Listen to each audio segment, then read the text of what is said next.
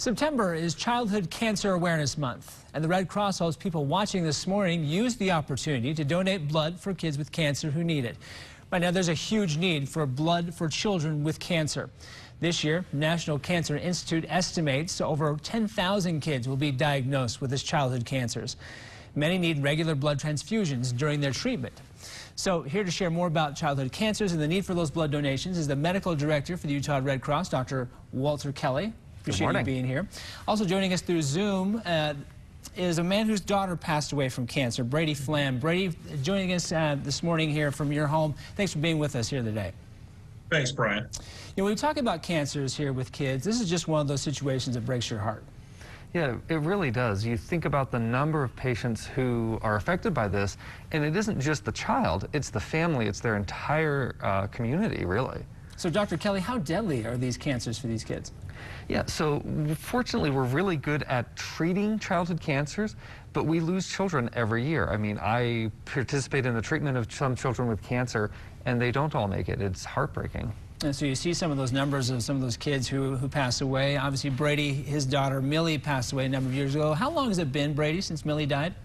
It's been just over 8 years. So we're coming up on what would be her 16th birthday.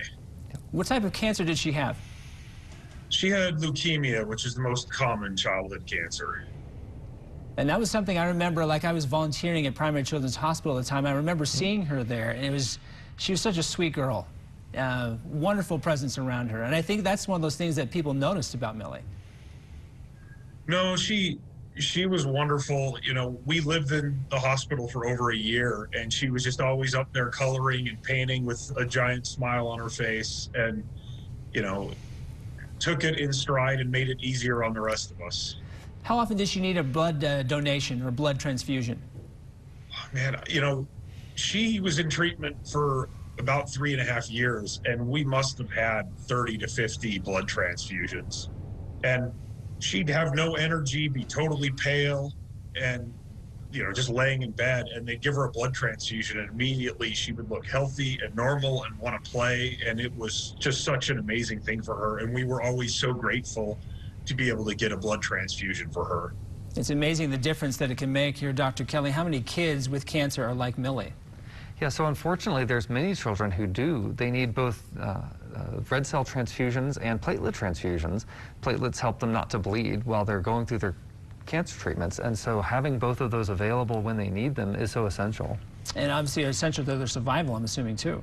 Yeah, absolutely. So we can't give pediatric patients and adult patients the treatment that they need, the chemotherapy that they need, without being able to support them through transfusion. Oh, so it has to go hand in hand. They need the chemo, which everyone understands, but the blood donations have to go along with it.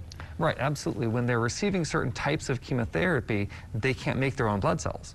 The chemotherapy stops them from being able to do it. So obviously that need is great, and I know that, Brady, you're hosting a blood donation right now in Millie's honor.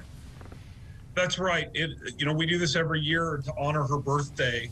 So it's at the Red Cross, because the Red Cross does all the blood donations for Primary Children's Hospital. It's September 27th from 1 to 7. And if you go on their website to sign up, you use the code PRINCESS or Millie's Princess Foundation to find the event. Okay, so we have the information there. If you want to be able to donate blood, obviously you're doing it in a great cause and in great memory of a girl who a lot of people in Utah knew.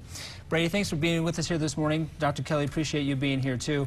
If you want to find out more information on this blood donation or childhood cancers and the need for those blood donations, we'll have that link on our website, abc4.com. Thank you, gentlemen. Thank you. Thanks, Brian.